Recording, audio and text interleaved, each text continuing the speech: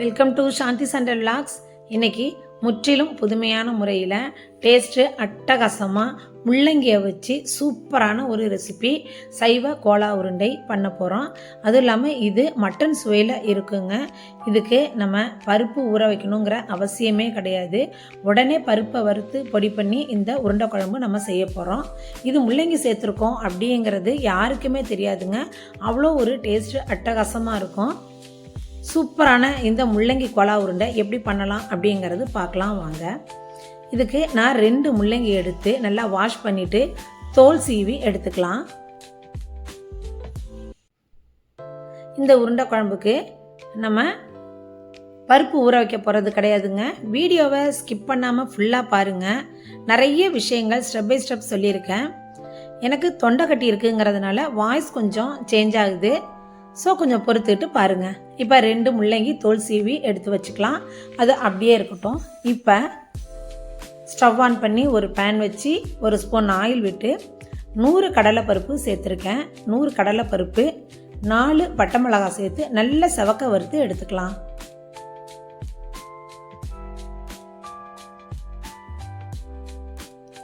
ரொம்ப புதுமையாக இருக்குங்க இந்த உருண்டை குழம்பு. ஏன்னா முள்ளங்கி சேர்த்து நம்ம செய்கிறோம். முள்ளங்கி சேர்த்துருக்கோங்கிற அந்த ஒரு சின்ன வாசனை கூட இதில் இருக்காது. கண்டிப்பாக மட்டன் சுவையை தோற்று போயிடுங்க. அந்த அளவுக்கு டேஸ்ட்டாக இருக்கும். இப்போ கடலைப்பருப்பு மிளகாவும் நல்லா செவந்துடுச்சு. இதை ஒரு பிளேட்டில் கொட்டி ஆற வச்சுக்கலாம்.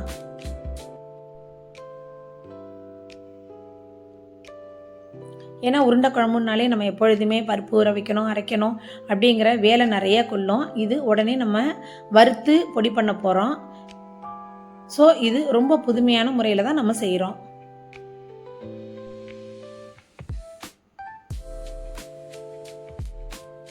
இப்போ பாருங்களேன், இது நல்லா ஆறிடுச்சு. இதை மிக்ஸி ஜாரில் சேர்த்து பவுடர் பண்ண போகிறோம்.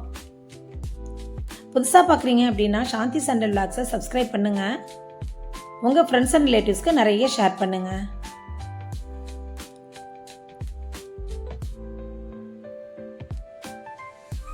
இப்போ இந்த கடலைப்பருப்போட 1 ஸ்பூன் சோம்பு,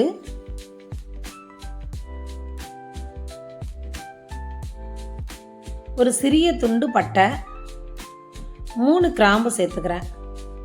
கிராம்பு அதிகமாக சேர்த்துறாதீங்க. 3 கிராம்பு இல்லை, இதை விட இன்னும் கொஞ்சம் ஜாஸ்தி போட்டிங்கன்னா 4 கிராம்பு சேர்த்துக்கோங்க. 100 கிராம் கடலைப்பருப்புக்கு 3 கிராம்பு சேர்த்தா போதும். இதை நம்ம பொடி பண்ணுறோம். பொடி பண்ணுறது 80% பொடி பண்ணுனா போதுங்க. ரொம்ப 100% பவுடர் ஆக்க வேண்டாம். கொஞ்சம் கொரகொரப்புத்தன்மை இருக்கணும்.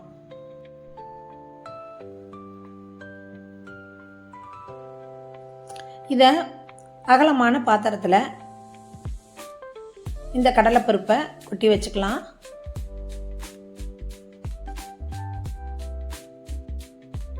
இது ஸ்டெப் பை ஸ்டெப்பாக நிறைய விஷயங்கள் சொல்லியிருக்கேன். அதனால் வீடியோவை ஸ்கிப் பண்ணாமல் ஃபுல்லாக பாருங்கள். இப்போ அது அப்படியே இருக்கட்டும். இப்போ 2 முள்ளங்கி நம்ம தோல் சீவி வச்சுருக்கோம் இல்லையா, அதை கேரட் துருவலால் நம்ம துருவி எடுத்துக்கலாம்.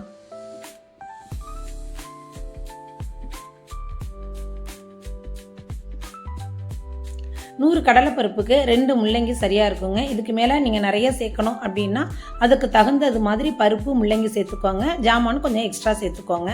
கம்மியாக சேர்க்குறதா இருந்தால் கம்மி பண்ணிக்கோங்க. துருவின முள்ளங்கியை அதில் உள்ள தண்ணியை கொஞ்சம் நம்ம பிழிஞ்சு எடுத்துக்கலாம். ஒட்ட பிழிஞ்சிடாதீங்க. ரொம்ப டைட்டாக பிழியாதீங்க. ஒரு 80% அளவுக்கு பிழிஞ்சால் போதும்.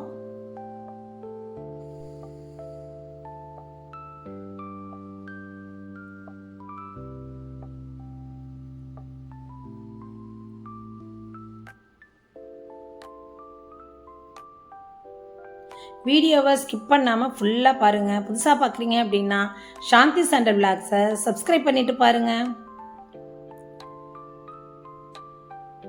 இப்போ பாருங்கள், முள்ளங்கி இந்த தண்ணி நமக்கு தேவையில்லை. அதை டிஸ்போஸ் பண்ணிடலாம் நம்ம. இப்போ இந்த முள்ளங்கியை நம்ம ஏற்கனவே பொடி பண்ணணும் இல்லையா மிக்ஸி ஜார், அதிலேயே முள்ளங்கியை சேர்த்துக்கலாம். அதோட 1 துண்டு, அதாவது 1 இன்ச் அளவுக்கு இஞ்சி தோல் சீவி சேர்த்துக்கலாம். 10 பூண்டு பல் சேர்த்துருக்கேன்.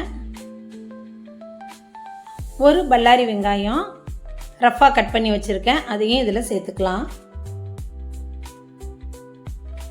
இதோட 2 ஸ்பூன் அளவுக்கு தேங்காய் துருவல் சேர்த்துக்கலாம்.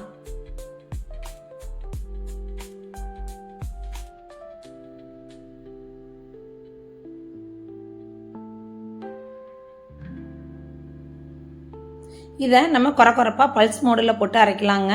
ரொம்ப நைஸ் பேஸ்ட்டாக அரைச்சிட வேண்டாம், கோர்ஸாக அரைச்சி எடுத்துக்கலாம். கொரன்னு தான் இருக்கணும். இதோட கருவேப்பிலை கொத்தமல்லி நீங்கள் சேர்த்து அரைக்கிறது மாதிரி இருந்தால் அரைச்சிக்கோங்க. நான் அரைக்கலை, நான் தனியாக தான் போட போகிறேன். இப்போ அரைச்சதை எடுத்து நம்ம கடலைப்பருப்பு பவுடர் வச்சுருக்கோம் இல்லையா, அதில் சேர்த்துக்கலாம். இதுக்கு இந்த உருண்டைக்கு தேவையான அளவுக்கு சால்ட்டு சேர்த்துக்கிறேன். அதோட 1/2 ஸ்பூன் மஞ்சள் தூள் சேர்த்து கருவேப்பிலை கொத்தமல்லி பொடியாக கட் பண்ணது கொஞ்சம் சேர்த்து நல்லா பிசைஞ்சு எடுத்துக்கலாம். தண்ணி சேர்த்துறாதீங்க. தண்ணி எக்காரணத்தை முன்னிட்டு தண்ணி சேர்க்க வேண்டியதில்லை. ஏன்னா முள்ளங்கியில் உள்ள தண்ணியே இதுக்கு போதும். தண்ணி சேர்க்காம நல்லா டைட்டாக பிசைஞ்சு எடுத்துக்கோங்க. பாருங்கள், நல்லா உருட்டணும், இப்படி இருக்கணும்.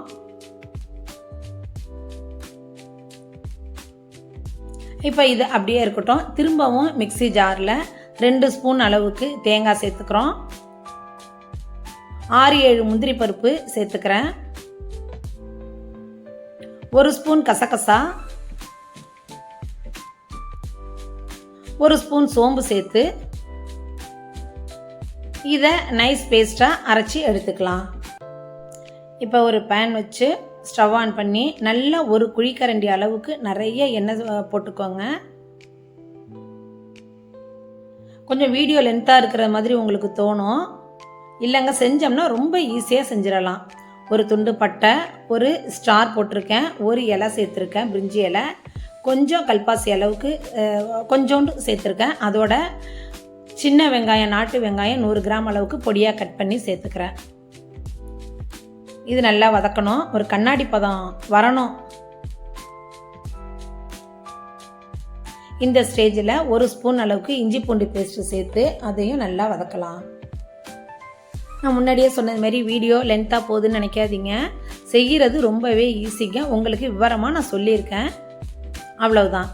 இப்போ வெங்காயம் இஞ்சி பூண்டு பேஸ்ட்டு பச்சை வாசனை போன பிறகு பெரிய தக்காளி பழமாக இருந்தால் 2 தக்காளி பழம் சேர்த்துக்கோங்க, சின்னதாக இருந்தால் 3 சேர்த்துக்கோங்க. இந்த குழம்புக்கு தேவையான அளவுக்கு கல் உப்பு சேர்த்து நல்லா தக்காளி பழம் நல்லா மேஷ் ஆகி நல்லா மசியணுங்க. அந்த அளவுக்கு வதக்கிக்கோங்க.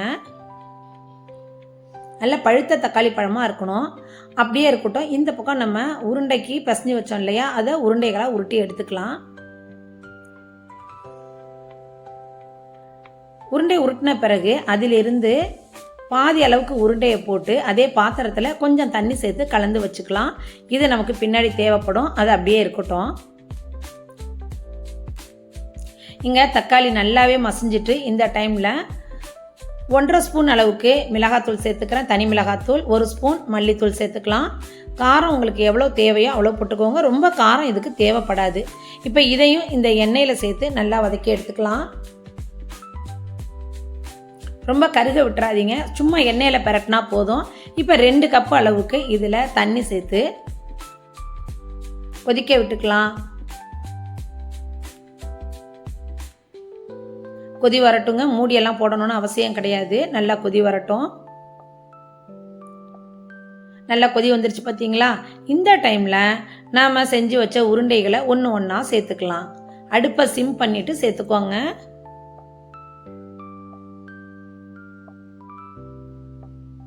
எல்லா உருண்டைகளையும் இதில் சேர்த்துடலாம்.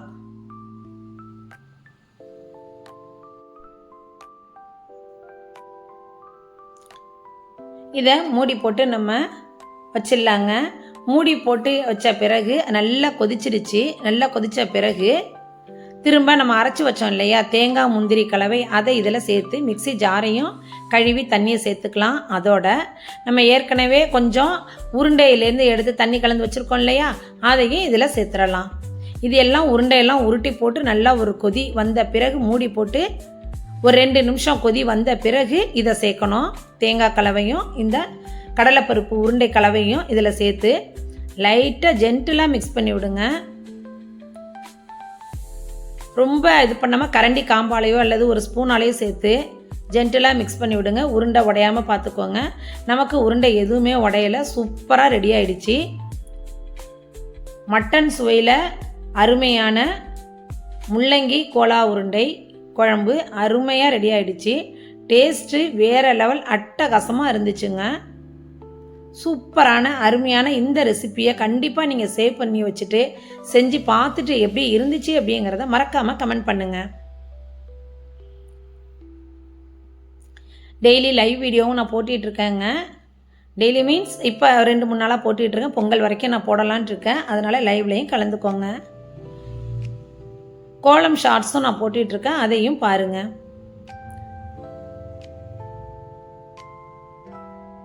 அருமையான சுவையில் பருப்பெல்லாம் ஊற வைக்காமல் ரொம்ப ஈஸியான முறையில் முள்ளங்கி வச்சு டக்கரான முள்ளங்கி கோலா உருண்டை குழம்பு குயிக்காக ரெடி பண்ணிட்டோம். டேஸ்ட்டு சொல்லவே வேணாங்க, அவ்வளோ ஒரு அட்டகாசமாக இருந்துச்சு. என்னால் கையில் எடுக்க முடியல, சுட்டுச்சு. அதனால தான் பட்டு பட்டு போட்டுட்டேன். கை பயங்கரம், இன்னும் ரொம்ப அப்படியே கொதிச்சுது. கண்டிப்பாக இதை நீங்கள் செஞ்சு சாப்பிட்டு பார்த்துட்டு எப்படி இருந்துச்சுன்ட்டு மறக்காமல் கமெண்ட் பண்ணுங்கள்.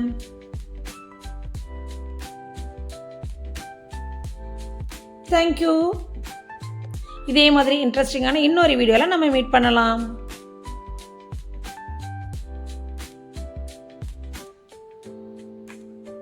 Once again, thank you.